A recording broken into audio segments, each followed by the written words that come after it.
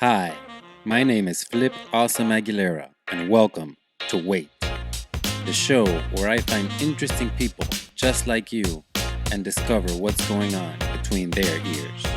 Now, let's get to know one another.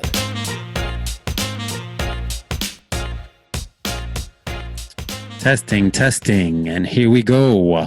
This is Awesome Aguilera, and welcome to the first episode of WEYT. This is a show that I want to get started. We are here in our post-COVID world, and a lot of us are wondering what are something we can do to engage our minds in this time where we might be staying at home. And one of the things I thought, and I've been thinking for a while, is I love to have conversations and discussions with people. So why not start a show where I can discuss with people? And that is where I came up with the idea of WEYT.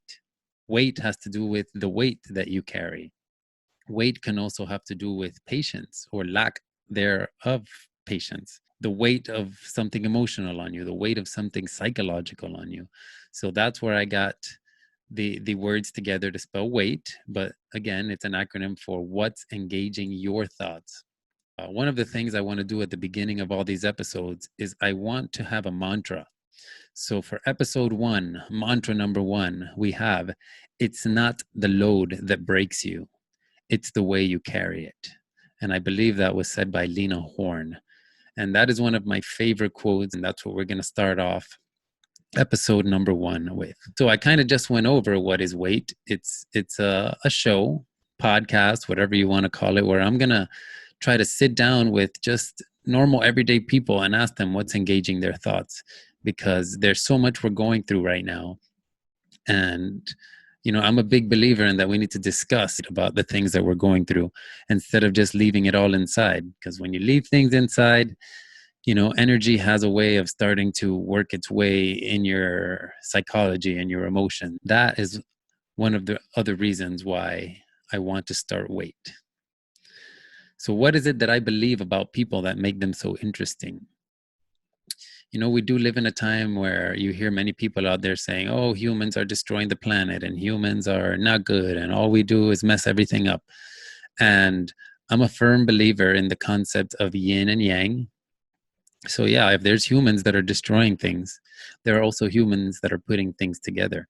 And regardless of if they're destroying or putting things together, if you sit down, or if we all were to sit down with one another and just have true open conversations, there's something we truly can learn from each other.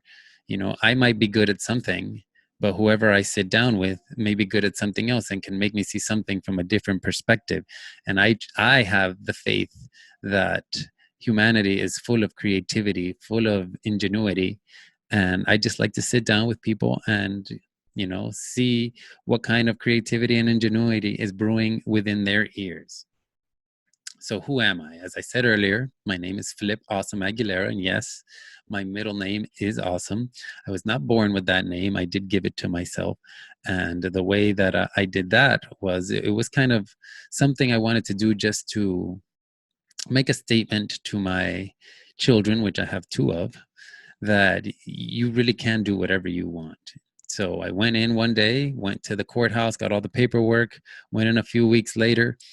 And just imagine going to a courthouse. The courthouse is full of people with all types of, for lack of a better word, negative energy. There's people that are getting divorced, people who are getting foreclosed, people who are just, listening to their cases of getting in or out of jail. So it's a place that has a lot of intense energy.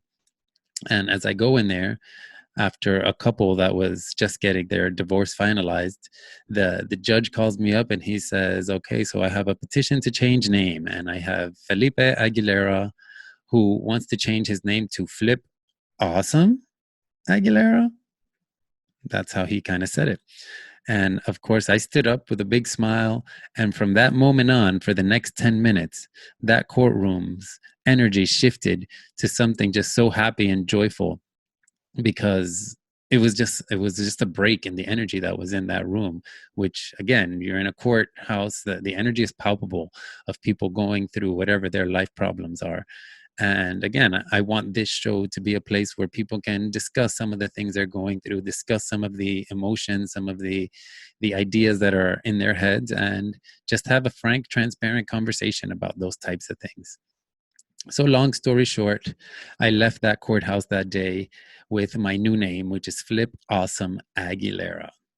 So, as I said, I am the father of two children, or two young adults. So I have Aaron, who is my 19-year-old son, and Alexa, who is my 17-year-old daughter.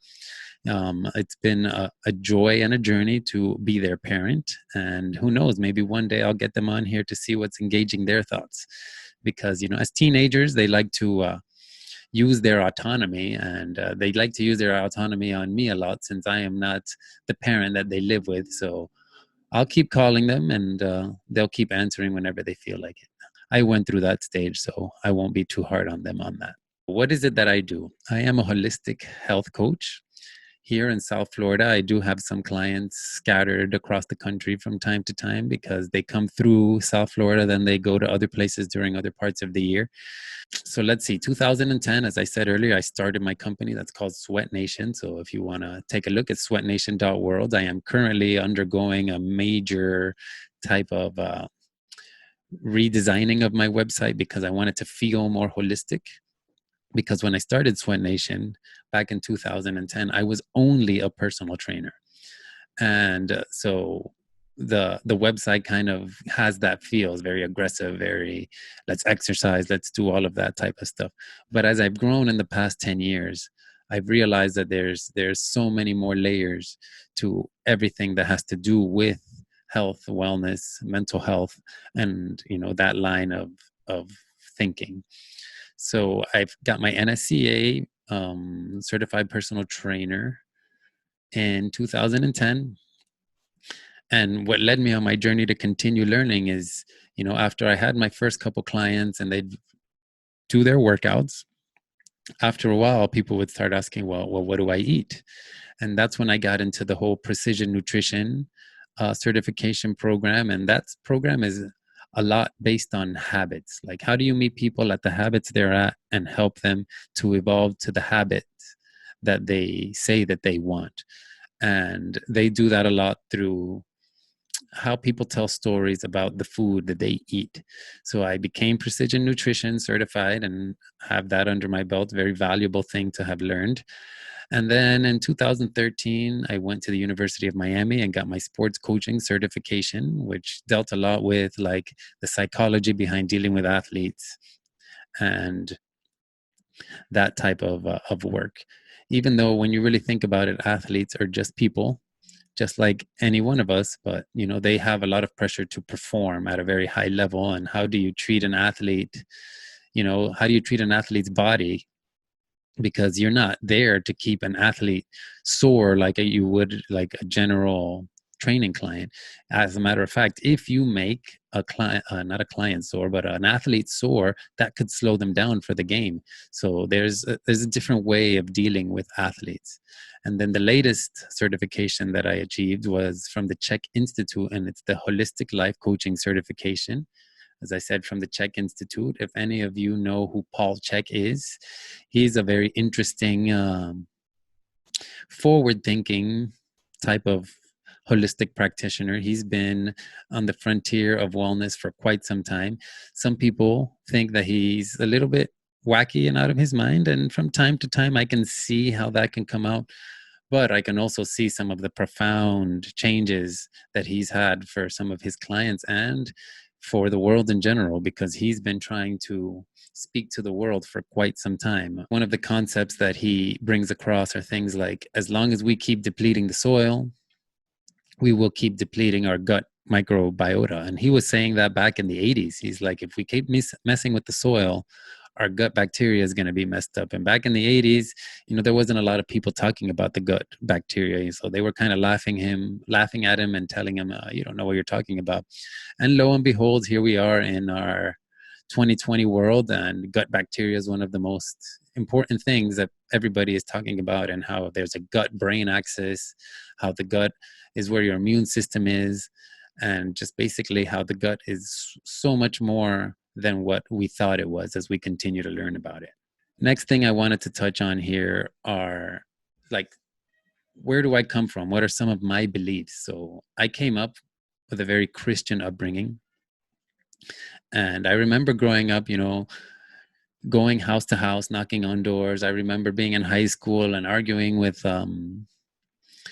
other of my classmates and friends about if God was real or not real. At that time, I thought that God was very real. And I would get into arguments, especially with a buddy of mine named Chris, who now lives in Spain. I hope you're doing well, Chris, if you come across this episode here.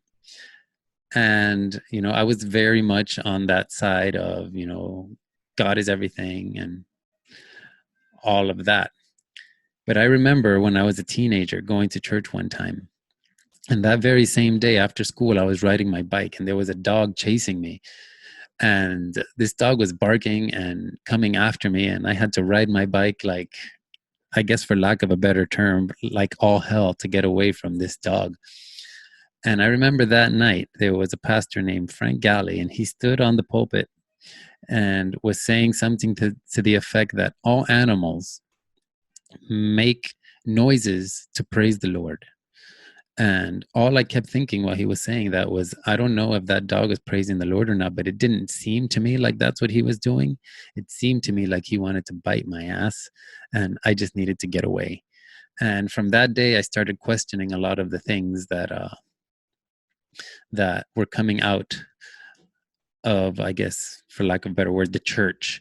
And it led me to my 20s becoming a very staunch atheist.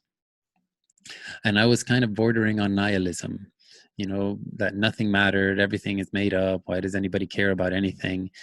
And I'm so glad I'm not in that mind space anymore.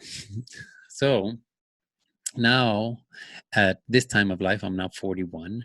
And if I had to say what is my, I guess, life philosophies, I would say it's kind of bordering Stoic Buddhist with very much influence on yin and yang.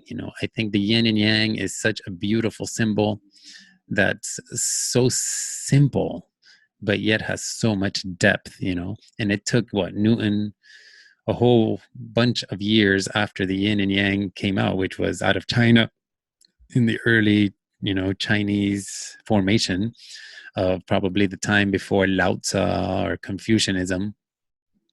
But I guess it took over 1,000 years, maybe even two, before Newton came up with the law of physics of every action has an equal or opposite reaction, which to me is just the mathematical representation of the yin and yang.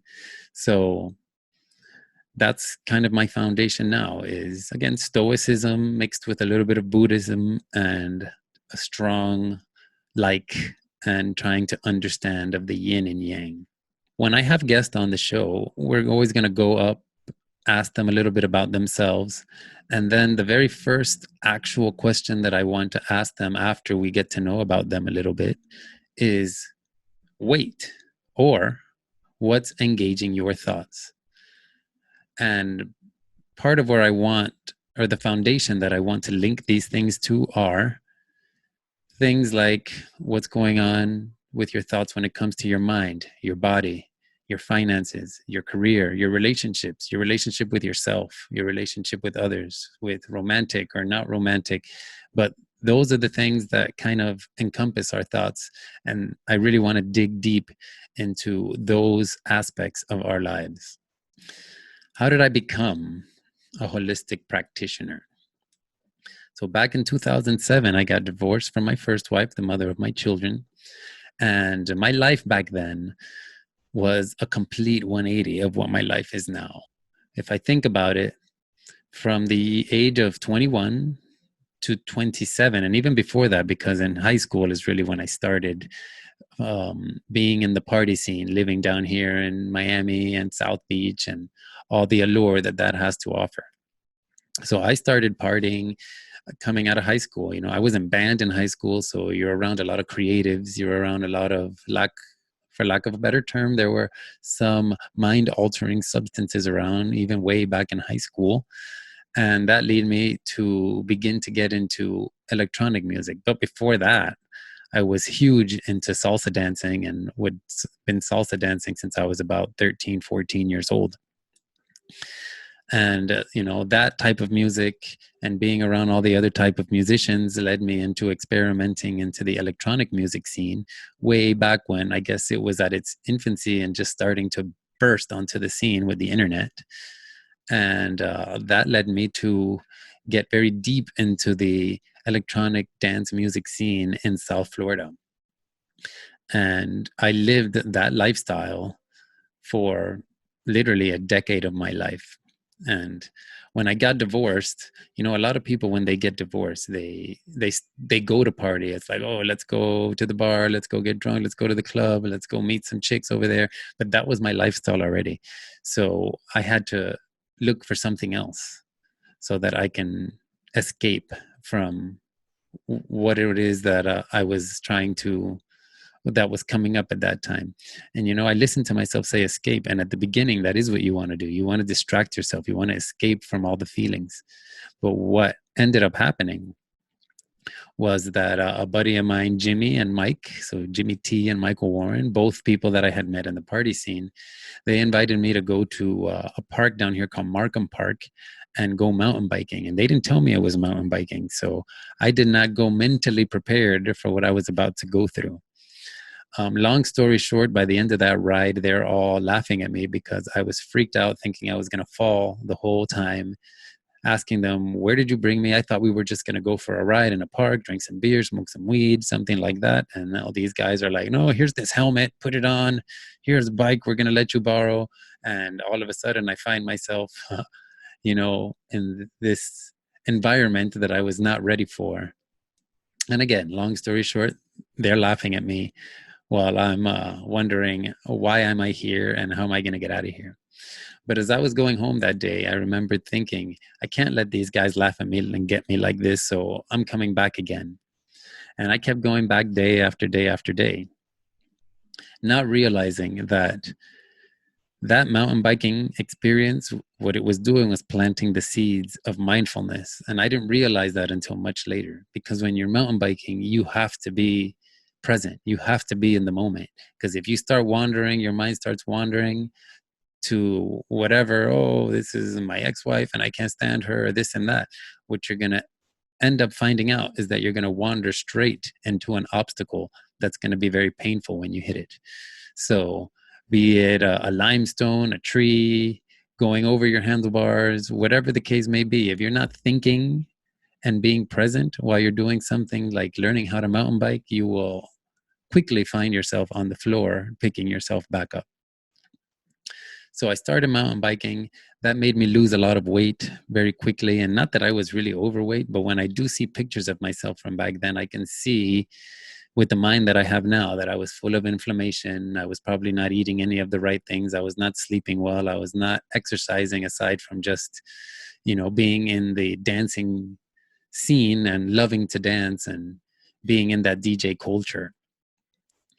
So I lost about 30 pounds in, I want to say, 3 months. And I look at myself in the mirror one day and realize that I have these legs because I've been biking, but my upper body looked like a Tour de France cyclist. And I didn't really want to look like that. So what does somebody in their 20s do? They go to the gym and they start working on what are called the vanity muscles, right? So I'm doing a lot of chest, I'm doing a lot of biceps, I'm doing a lot of triceps. And what I didn't realize is that I was creating an imbalance in my body. And that imbalance manifested itself as shoulder injuries. First, it was my right shoulder that I can barely lift before I finally went to the doctor and said, I have a problem. I can't lift my arm. So, of course, the doctor gives me a cortisone shot and the pain goes away. So I go right back to doing exactly what I was doing that got me into that situation, until my left shoulder started to hurt. Now, I did not allow my left shoulder to get as painful as my right one before I started to go back to the doctor and see what was up. But I go to the doctor, he gives me a cortisone on the left one, and he says, if you come back, we're going to have to go in. And at that point, I was like, well, I don't want to have to go in. So I need to figure out what's going on with me. So I did what all of us do. And I went to Dr. Google and tried to self-diagnose myself. And when you go to Dr. Google and try to self-diagnose yourself, you realize how, looking back, I realize how much you don't understand the vocabulary of what it is you're even looking for. And that's where I found myself. I just found myself random searches, getting all types of information, good information, bad information, up information, down information. And little by little, my curiosity just kept leading me and leading me and leading me until finally I got to this point where I came across an article by a strength coach who's very popular in the Northeast called Michael Boyle. And he wrote this article called The Joint by Joint Approach to Training. And this article is the one that gave me that light bulb aha moment, that ding. If you want your body to be durable, you need to be training for joint integrity, not just muscle size and muscle look. And that gave me a whole new perspective on how to train a body, how to train my own body. So I started looking into each of the joints, specifically the shoulder one, and trying to figure out how can I get my shoulder to work again. And basically what happened was, because I was doing so much front pushing, doing so much chest, basically, my chest muscles, and also I was not stretching enough, so my chest muscles ended up becoming over tightened, bringing my shoulders forward and down, so they were out of center, and the AC joint was pressing down, causing pain. So it took me about 1.5 years to figure all that out and fix it. And, today, look, I can move my shoulders just fine. Yeah. Ooh, ooh, ooh. After that happened, the light bulb kept going off. I started learning about each joint, and that was the catalyst that led me to becoming a personal trainer, which then led me, down the road that I am today of being a holistic health coach. That's my story. And I just wanted you to know a little bit about me as we move onward through these next episodes, so that you kind of know where it is I'm coming from. Why is it that I want to do this? First reason that comes up to my mind is something that I know that I need to work on is listening more. And what better way to build that skill than to have somebody on with me that I get to listen to their story. Another thing that I would like to work on is I would like to become a better communicator.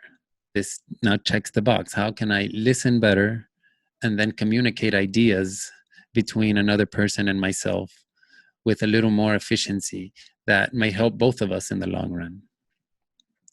And I just want to listen to people's stories, because literally everybody has a story. Everybody's life is like watching a Netflix series if you just sit down and listen to them. Who is it that I would like to speak to?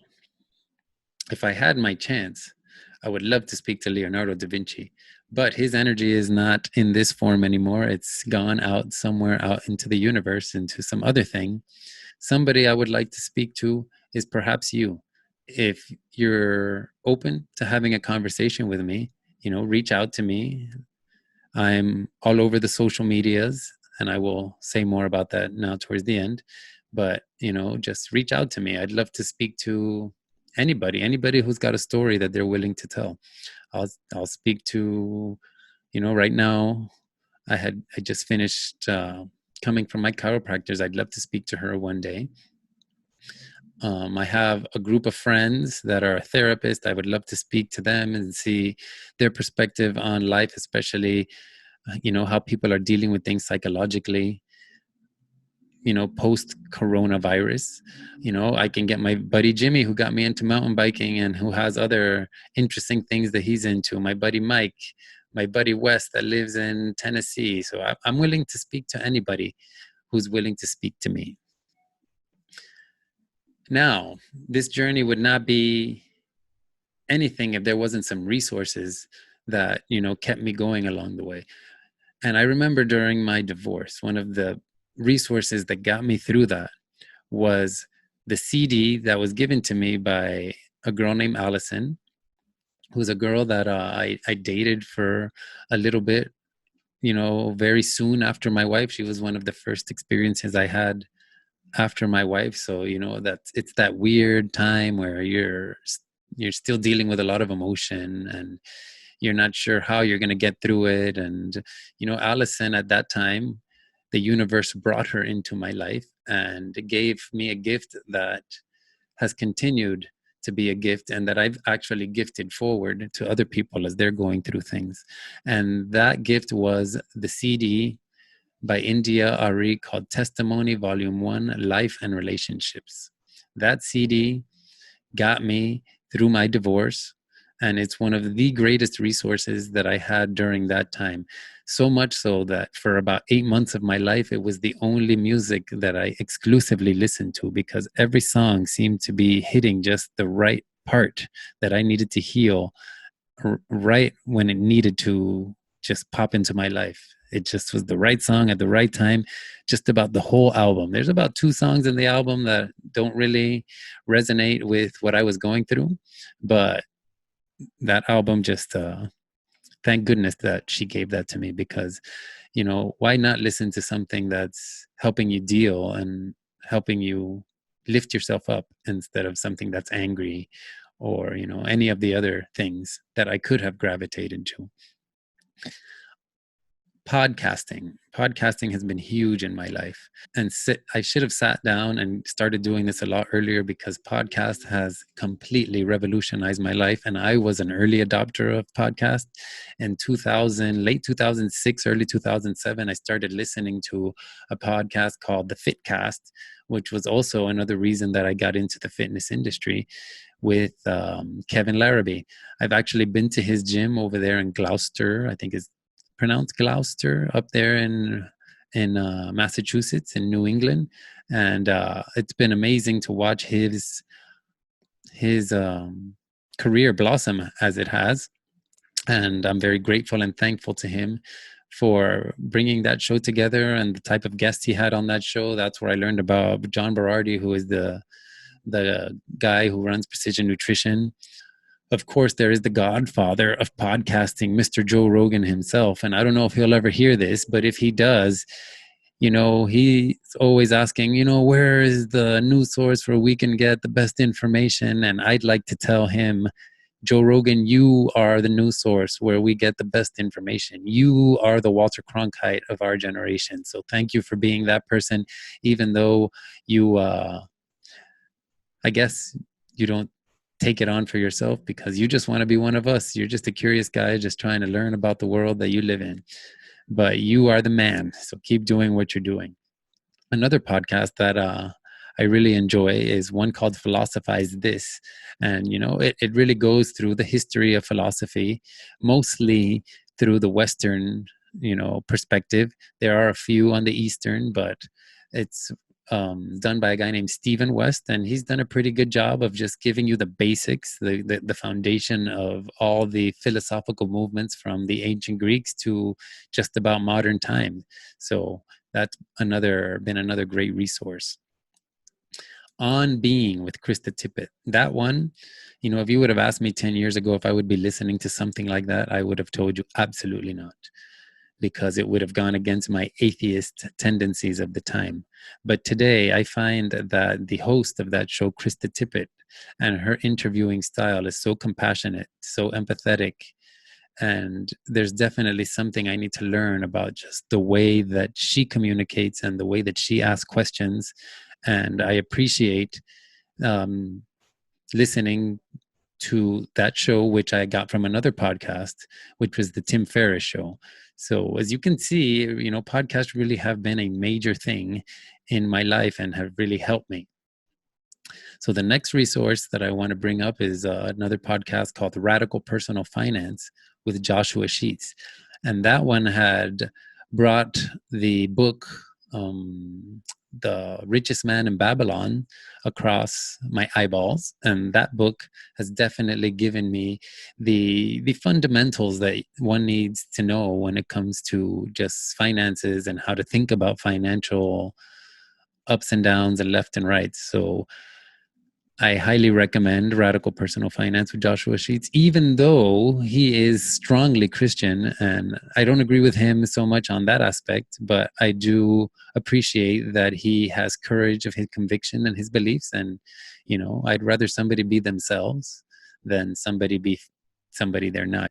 next communicator and podcast host, but her I found more from her books and her TED Talks, is Esther Perel. And I've often had dreams where Esther Perel is my aunt, and I can just call her and be like, "Yo, auntie, what's going on? I wanted to talk to you about this awesome idea I had. What you got for me?"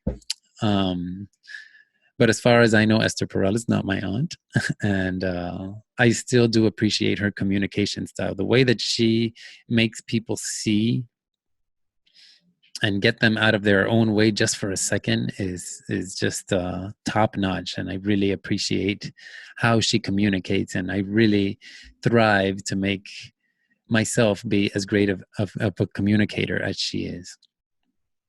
And one of my last resources, which is actually one of my first resources because it's a book that I read in my senior year in high school, and then I put it down because in high school I read it because they made us read it, and I was like, I don't want to read this because who wants to do what the teacher tells you, especially the type of student that I used to be in high school. But in 1997 the book Harry Potter came out. I read it because I had to for school, and then put it down and never thought about it again. But since I had children at a pretty young age, I remember sitting in my home and watching Harry Potter and The Prisoner of Azkaban. And I was like, oh, man, this movie's pretty cool. I really like this movie. And, like, since I had, children, we watched things like that. And I remember thinking to myself, let me pick up these books and see what's up. And at that point, the 5 of them had come out. So 6 and 7 still had not been released. So I went back, started with Harry Potter #1, and that was after, a whole lifetime of thinking, oh, I don't need to read. Reading is whatever, it's boring. I was literally just a very narrow-minded, not open person back when I was in my, young 20s.